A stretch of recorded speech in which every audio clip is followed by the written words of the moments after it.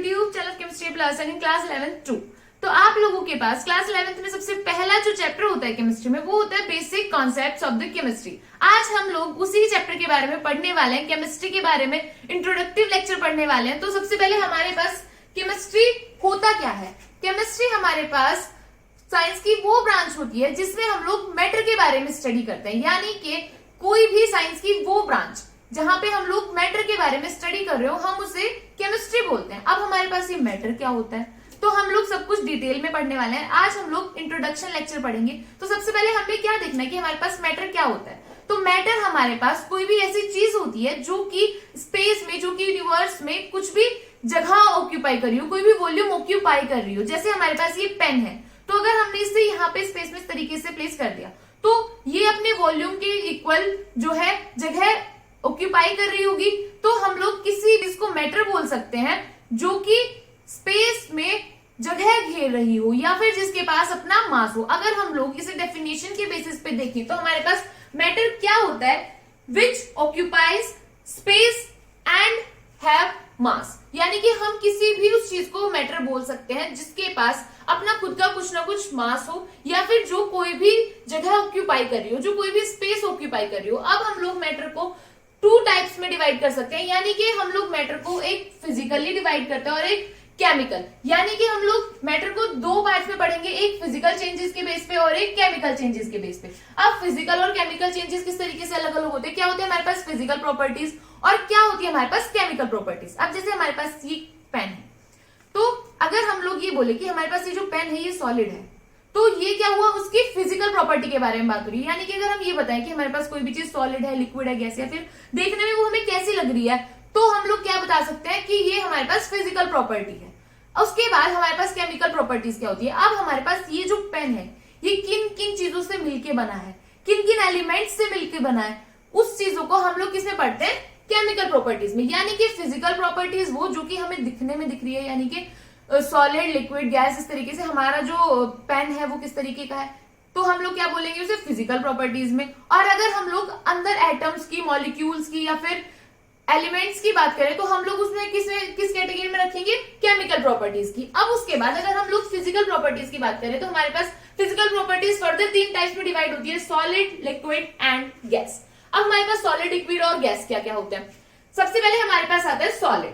तो सॉलिड हमारे पास, हमें पता है हमारे पास सॉलिड क्या होता है, जब भी अगर हमारे पास कोई बॉक्स है उसमें जो एटम्स है वो बहुत ज्यादा पास पास है, यानी कि बहुत ही ज्यादा क्लोजली पैक्ड है, तो हम उसे क्या बोलते हैं, सॉलिड। उसके बाद हम लोग लिक्विड, लिक्विड किसे बोलते हैं, जिसमें एटम्स पास तो होते हैं लेकिन सॉलिड से थोड़ी दूर दूर। उसके बाद आती है हमारे पास गैस। गैस क्या होती है, जिसमें एटम्स बहुत ज्यादा दूर दूर होते हैं। अब देखो हमारे पास सॉलिड, लिक्विड और गैस। सॉलिड जिसमें कि हमारे पास फिक्स वॉल्यूम हो और फिक्स शेप हो। उसके बाद लिक्विड किसे बोलते हैं, जिसमें हमारे पास फिक्स वॉल्यूम हो और जो शेप है वो फिक्स ना हो। जैसे कि हमारे पास सॉलिड के लिए हम एग्जांपल लेंगे, तो हमारे पास ये पेन है।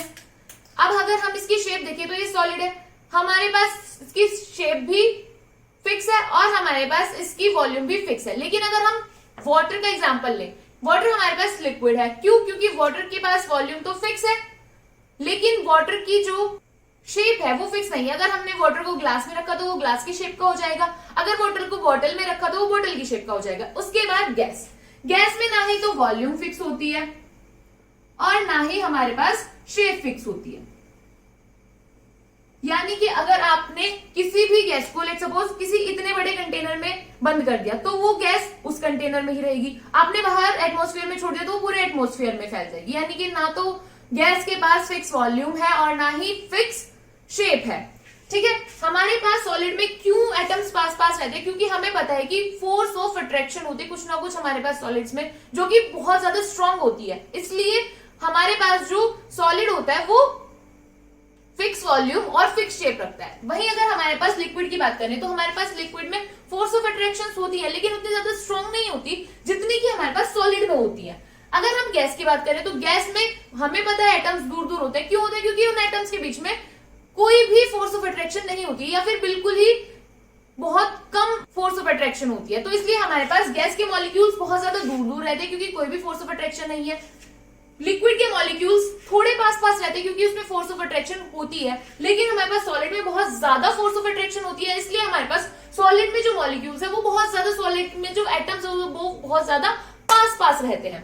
उसके बाद अगर हम केमिकल बेसिस पे केमिकल प्रॉपर्टीज को डिवाइड करें तो हमारे पास दो टाइप्स में फर्दर डिवाइड होती है। एक होती है हमारे पास प्योर सब्सटेंस, एक होती है हमारे पास मिक्सचर। अब हमारे पास प्योर सब्सटेंस क्या होती है और हमारे पास मिक्सचर क्या होती है।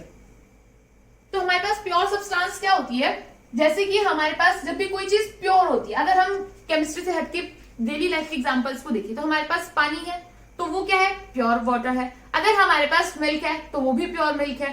तो हमारे पास प्योर सब्सटेंस अगर केमिस्ट्री की लैंग्वेज में बोले तो क्या होती है, डेफिनेट केमिकल कंपोजिशन, यानी कि डेफिनेट केमिकल कंपोजिशन। वहीं अगर हम मिक्सचर की बात करें तो मिक्सचर में हमारे पास क्या होता है कि कोई भी डेफिनेट कंपोजिशन नहीं होती, यानी कि अगर हम मिक्सचर में देखें तो we have no definite composition, यानी कि इसके पास कोई भी डेफिनेट कंपोजिशन नहीं होती, कोई भी फिक्स कंपोजिशन नहीं होती। एग्जांपल के लिए अगर हम लोग तेल और पानी को मिक्स कर दें तो वो क्या होगा, हमारे पास मिक्सचर। तेल और नमक को मिक्स कर दे तो वो हमारे पास मिक्सचर होगा, ना कि प्योर वाटर। अगर हमने तेल लिया और उसे पानी में मिला दिया तो हम लोग उसे प्योर ऑयल भी नहीं बोल सकते, प्योर वाटर भी नहीं बोल सकते, उसे हम लोग क्या बोलेंगे, मिक्सचर। ऐसे ही अगर हम लोगों ने सॉल्ट लिया और उसे वाटर में मिक्स कर दिया तो हम लोग ना ही तो उसे प्योर सॉल्ट बोल सकते हैं, और भले ही हमारे पास जो सॉल्ट है वो पूरा का पूरा डिसॉल्व हो गया हो, हम लोग उसे प्योर वाटर भी नहीं बोल सकते। क्यों? क्योंकि उसमें सॉल्ट और वाटर का मिक्सचर है, तो हम लोग उसे क्या बोलेंगे, मिक्सचर। तो हमें क्या याद रखना है कि हमारे पास प्योर सब्सटेंस में डेफिनेट केमिकल कंपोजिशन होती है और हमारे पास मिक्सचर में कोई भी डेफिनेट कंपोजिशन या फिर डेफिनेट केमिकल कंपोजिशन नहीं होती है। अब उसके बाद हम लोग प्योर सब्सटेंस को फर्दर टू पार्ट्स में डिवाइड करते हैं। एक होते हैं हमारे पास एलिमेंट्स, एक होते हैं हमारे पास कंपाउंड्स। अब क्या होते हैं एलिमेंट्स और क्या होते हैं कंपाउंड्स। तो हमारे पास एलिमेंट्स क्या होते हैं, जैसे हमारे पास हम लोग पीरियडिक टेबल देखते हैं, उसमें हमारे पास हाइड्रोजन होती है, हीलियम, नियॉन, आर्गन, इसी तरीके से क्लोरीन, फ्लोरीन, ब्रोमीन, ऑक्सीजन, इस तरीके से हमारे पास बहुत सारे एलिमेंट्स होते हैं। तो वो हम उन्हें क्या बोलते हैं, एलिमेंट्स। जैसे कि हमारे पास कार्बन है या फिर नाइट्रोजन है, ऑक्सीजन है, आर्गन है, जिनॉन है, इस तरीके से हमारे पास बहुत सारे एलिमेंट्स होते हैं। उन्हें वो जो हमारे पास पीरियोडिक टेबल में अलग अलग होते हैं ना, उन्हें हम बोलते हैं एलिमेंट्स। उसके बाद हमारे पास कंपाउंड्स क्या होते हैं। अब देखो ये तो हमारे पास हो गए एलिमेंट्स। कंपाउंड्स क्या होता है, जैसे हमारे पास कुछ एटम्स होते हैं, बहुत सारे एटम्स आपस में जब मिलते हैं तो एक या फिर एक से ज्यादा दो, अगर हम दो से भी बात करें तो दो एटम्स भी आपस में मिलकर मॉलिक्यूल बनाते हैं, और दो मॉलिक्यूल्स आपस में मिलकर क्या बनाते हैं, कंपाउंड। यानी कि जैसे हमारे पास लेट्स सपोज H2O है, हमारे पास H2O मॉलिक्यूल है। अगर हमारे पास हम बोले कि हमारे पास किसी बीकर के अंदर H2O मॉलिक्यूल है तो हमारे पास जरूरी नहीं है कि हमारे पास वहां सिर्फ H2O मॉलिक्यूल ही हो, सिर्फ एक H2O मॉलिक्यूल तो नहीं होगा ना, वहां पे हमारे पास बहुत सारे H2O मॉलिक्यूल होंगे, तो उसे हम क्या बोलेंगे, कंपाउंड। इस तरीके से हमारे पास एटम्स आपस में मिलके क्या बनाते हैं, मॉलिक्यूल, और दो मॉलिक्यूल आपस में मिलके बनाते हैं कंपाउंड। उसके बाद अगर हम मिक्सचर को देखें तो मिक्सचर को हम फर्दर टू कैटेगरीज में डिवाइड कर सकते हैं। First homogeneous and second heterogeneous. अब हमारे पास होमोजीनियस क्या होती है और हेट्रोजीनियस क्या होती है। अब देखो जैसे हमें होमोजीनियस में पता चल रहा है, होमो मतलब सेम और वी कैन से यूनिफॉर्म, और हेट्रो मतलब डिफरेंट। तो होमोजीनियस का मतलब होता है जब हमारे पास कोई भी मिक्सचर यूनिफॉर्मली मिक्स हुआ हो, यानी कि अगर हम होमोजीनियस मिक्सचर की डेफिनेशन बोलें तो क्या बोलेंगे, a mixture where constituent particles are mixed uniformly, यानी कि जो कॉन्स्टिट्यूएंट पार्टिकल्स है वो यूनिफॉर्मली मिक्स्ड हो। वहीं अगर हम हेट्रोजीनियस मिक्सचर की बात करें तो हेट्रोजीनियस मिक्सचर की डेफिनेशन क्या होगी कि a mixture where the molecules are not mixed uniformly, यानी कि हमारे पास होमोजीनियस मिक्सचर में जो हमारे पास कॉन्स्टिट्यूएंट पार्टिकल्स होंगे वो सेम या फिर यूनिफॉर्मली मिक्स्ड होंगे, और हमारे पास हेट्रोजीनियस मिक्सचर में जो हमारे पास कॉन्स्टिट्यूएंट पार्टिकल्स हैं वो यूनिफॉर्मली मिक्स्ड नहीं होंगे। सो देखो हमारे पास अभी हमने क्या समझा, मैटर यानी कि हमारे पास केमिस्ट्री क्या होती है, कोई भी स्टडी मैटर की, यानी कि मैटर के बारे में हमारे पास कोई भी स्टडी कर रहे हो तो हम उसे केमिस्ट्री में करते हैं। तो मैटर हमारे पास फर्दर डिवाइड हुआ फिजिकल प्रॉपर्टीज, केमिकल प्रॉपर्टीज, यानी कि हम इस पेन के लिए फिजिकल प्रॉपर्टीज और केमिकल प्रॉपर्टीज दोनों निकाल सकते हैं। देखो अगर हम मैटर का एग्जांपल देखें हमारे पास ये पेन है, ये भी मैटर है, ये बोर्ड है, ये भी मैटर है, ये यहाँ पे जितने भी लाइट्स है वो भी मैटर है, हमारे पास फोन लैपटॉप आप अभी जिसमें भी वीडियो देख रहे हो वो भी मैटर है। मैटर कोई भी ऐसी चीज जो कि हमारे पास स्पेस में कोई भी जगह ऑक्यूपाई कर रही हो, जिसका खुद का एक मास हो, वो हमारे पास मैटर है।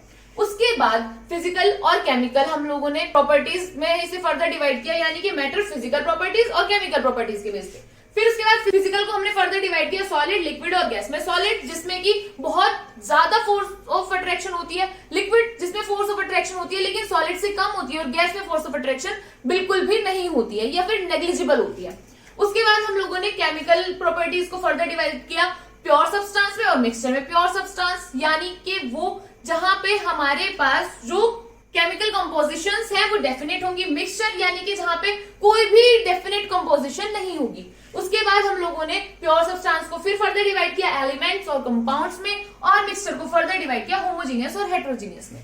सो आज आप लोगों को सिर्फ इंट्रोडक्टिव लेक्चर था, सिर्फ इंट्रोडक्शन था। कल से हम लोग इस चैप्टर को डिटेल में स्टडी करेंगे डेफिनेशंस के साथ, पूरे नोट्स के साथ। आई होप आप लोगों को थोड़ा बहुत आइडिया लग चुका होगा कि हम लोग केमिस्ट्री को बहुत इंटरेस्टिंगली पढ़ने वाले हैं। Thank you so much for watching the video.